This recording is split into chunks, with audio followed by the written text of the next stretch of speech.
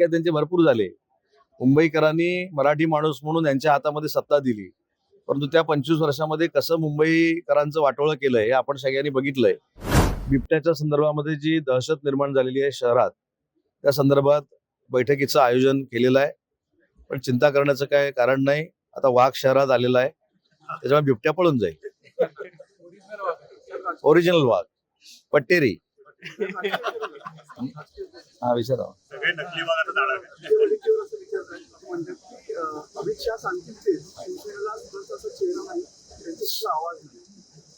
असं कोण म्हणाले?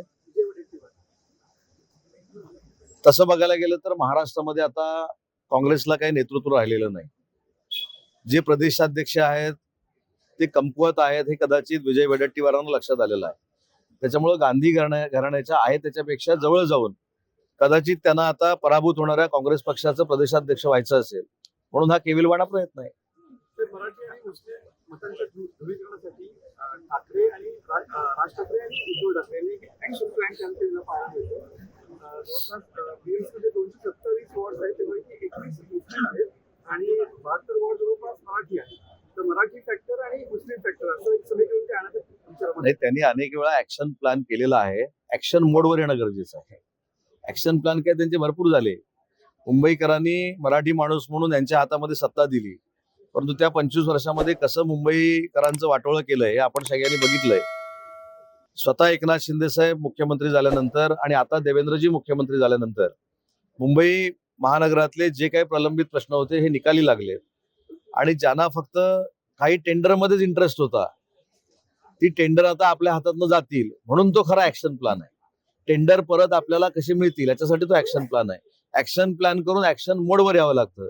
जसं आज रत्नागिरीमध्ये बिबट्या आला, त्याला पळवण्यासाठी तातडीनं 4 तासात आम्ही बैठकीचं आयोजन केलं. कोल्हापूरचे अधिकारी मागवले, जिल्हाधिकाऱ्यांना बोलवलं, एसपीना बोलवलं. याला ऍक्शन मोड म्हणतात. ऍक्शन प्लॅन काय? ठाण्यामधल्या महानगरपालिकेच्या सीट संदर्भामध्ये पत्र देऊन मागणी केलेली आहे. शिवसेनेसोबत युती करू नका, नेमकं काय? पदाधिकाऱ्यांनी मागणी केली म्हणजे सगळं झालं अशातला भाग नाही. ठाण्यामध्ये आमचे मुख्य नेते स्वतः एकनाथ शिंदे साहेब नेतृत्व करतात आणि त्यांचं आणि देवेंद्रजींचं राजकीय अनुभव, राजकीय परिपक्वता या पत्रांपेक्षा देखील मोठी आहे. त्याच्यामुळे 29च्या 29 महानगरपालिकेमध्ये युती होईल ही 100% खात्री आहे. ठाण्यामध्ये 121 जागांपैकी 48 जागा भाजप मागते. काय वस्तू आपण याच्यावर यादी जाहीर झाल्यानंतर चर्चा करू.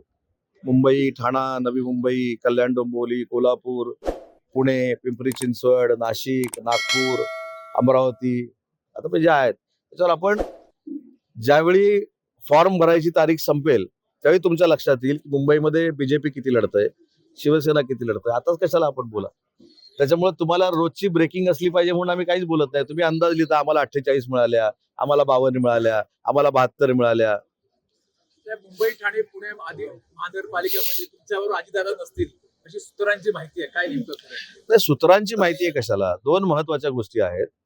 शिवसेनेची भूमिका स्पष्ट आहे की ज्या नवाब मलिकांवर बॉम्बस्फोटातल्या काही गोष्टींचे आरोप आहेत ते जोपर्यंत त्या आरोपातनं निर्दोष मुक्त होत नाहीत आणि ते जर राष्ट्रवादी काँग्रेस पार्टीचं मुंबईमध्ये प्रतिनिधित्व करणार असतील तर आम्हाला त्यांच्यासोबत जायचं नाही, ही स्पष्ट भूमिका आहे. तसं रत्नागिरी जिल्ह्यामध्ये आमदार शेखर निकमानी असं सांगितलं, असं मला पत्रकारांनी सांगितलं की त्यांना महायुतीमध्ये येऊन राष्ट्रवादी काँग्रेस पार्टीला रत्नागिरी जिल्ह्यामध्ये लढायचं नाही, तर त्यांनी त्यांचा पक्ष मोठा करावा, आम्ही युती म्हणून लढू. हे बघा, कोणाला कोण निमंत्रण घेऊन जाणार नाही. हे शेवटी महाविकास आघाडीला थांबवण्यासाठी सगळ्यांनी एकत्र आलं पाहिजे. विरोधक कोण आहे हे तपासलं पाहिजे. त्याच्यामुळे कोण आमंत्रण घेऊन भाजप आणि शिवसेना कुठे फिरत बसणार नाही. आमची मुंबईसाठीची भूमिका स्पष्ट आहे. त्याच्यामुळे कुठेही तडजोड होणार नाही. 2 ठाकरेंबरोबर शरद पवारचा पक्षही जाणार आहे असे संकेत मिळाले. जाऊ दे ना, आपण त्यांची कशाला चर्चा करायची. मी सुरुवातीपासून सांगतोय, कितीही समोर आघाड्या झाल्या, कितीही कोण एकत्र आले तरी 29च्या 29 महानगरपालिकेवर महायुतीचाच भगा फडकणार आहे. ही काळ्या दगडावरची भगवी रेघ आहे. माझ्या माहितीप्रमाणे रत्नागिरी जिल्ह्याच्या जिल्हा परिषद पंचायत समितीची आमची युतीची बोलणी ही अंतिम टप्प्यामध्ये आहे. मी प्रदेशाध्यक्ष रवींद्र चव्हाण आणि माननीय मुख्यमंत्री देवेंद्रजी फडणवीस यांच्या संपर्कामध्ये आहे. आणि जे काय घडतंय ते आमचे नेते मी एकनाथ शिंदे साहेबांच्या कानावर घालतोय आणि एकनाथ शिंदे साहेबांच्या मार्गदर्शनाखाली रत्नागिरी जिल्ह्यामध्ये जिल्हा परिषद पंचायत समितीला देखील आम्ही महायुतीनंच सामोरं जाऊ. राष्ट्रवादी काँग्रेस पार्टी आमच्या सोबत आली तर घेऊ, नाहीतर शिवसेना, भाजप आणि रिपाई म्हणून सामोरं जाऊ. साहेब, नाशिकच्या साहेब ड्रग्ज उद्धव साहेबांनी असा आरोप केला की महायुतीमधल्या आणखीन एका मंत्र्याची विकेट त्यांनी पडलेली आहे. एक प्रकारे महायुतीची शक्तीमध्ये आहे खालावती आहे का असं मी विचारतो. तुम्हाला माहितीये का, कॅलेंडरवर पेपरवाला 1 तारखेला आला, 2 तारखेला आला, तसं त्यांनी कॅलेंडर बनवलेलं आहे. 1 विकेट गेली, 2 विकेट गेली, 25 वर्ष ह्याच्यातच जाणार आहे. सर, ते चिंता करायची नाही. ड्रग्ज फॅक्टरीचा संबंध उपमुख्यमंत्र्यांशी भावांशी जोडला जातो. वस्तुस्थिती काय आहे किंवा त्यांना फसवलं? याच्यामधली वस्तुस्थिती स्वतः राज्याच्या मुख्यमंत्र्यांनी महाराष्ट्रासमोर ठेवलेली आहे. माननीय एकनाथ शिंदे साहेबांना आणि त्यांच्या परिवाराला बदनाम करण्यासाठी काही लोक षडयंत्र रचतायत हे सिद्ध झालंय. आणि त्याच्या पुढे जाऊन सांगतो की ज्या प्रकाश शिंदे साहेबांच्या नावाने ही चर्चा केली जाते त्यांनी स्वतः कागदपत्र मीडिया समोर ठेवून, महाराष्ट्रासमोर ठेवून निश्चित केलेलं आहे की ज्या ठिकाणी रेड पडली ती रेड आणि त्यांची जमीन याच्यामध्ये 14.5 किलोमीटरचं अंतर होतं. हे देखील त्यांनी मीडिया समोर ठेवलंय. त्याच्यामुळं मुख्यमंत्री महोदयांनी एखाद्या प्रसंगावर किंवा एखाद्या घटनेवर स्पष्ट पद्धतीची भूमिका केल्यानंतर मी बोलणं योग्य नाही, कारण मी त्यांच्याच मंत्रिमंडळातला एक मंत्री आहे.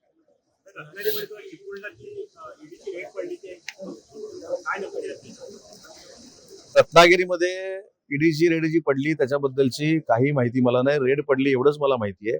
ईडी ही केंद्र शासनाची एक स्वतंत्र यंत्रणा आहे आणि त्याच्याबद्दल अशा पद्धतीनं जाहीरपणानं बोलणं काही योग्य नाही. ज्यांच्यावर ईडीची रेड पडली त्यांना नोटीस जर दिली असेल ते कागदपत्र सादर करतील, सुनावणीला जातील. सर, पालघरमध्ये खैराच्या झाडाची तस्करी मोठ्या प्रमाणावर होते आणि सचिन पाकळेंचा याची संबंध आहे किंवा मनी लॉन्ड्रिंग होतं म्हणून ती ईडीची राट पडलेली आहे. पण या संदर्भात आपण माहिती घेणार. नाही, मला माहिती ईडीच्या रेडची घ्यायची काही आवश्यकता आहे असं मला वाटत नाही. ईडी एक स्वतंत्र यंत्रणा आहे. त्याच्यामध्ये कोण इन्व्हॉल्ड आहे याच्यापेक्षा त्याच्यामध्ये तथ्य आहे की नाही ईडी तपासेल ना. सर, पण मोठ्या प्रमाणावर जिल्ह्यात खैराची तोड होते. ते खैराची झाड आहेत त्या संदर्भात. खैराची तोड पूर्वी ज्यावेळी व्हायची त्यावेळी एक नियम फार मोठा क्लिष्ट केलेला होता. तो या सरकारनं बदलला. त्याच्यामुळे आता आपण असं म्हणू शकत नाही की खैराची तोड ही मोठ्या प्रमाणात होते. त्याचा नियमच बदललेला आहे. त्याच्यामुळे खैराची तोड करायला महाराष्ट्र शासनानं परवानगी, जागेचा तो व्हरायटी बदलून GR काढून दिलेली आहे.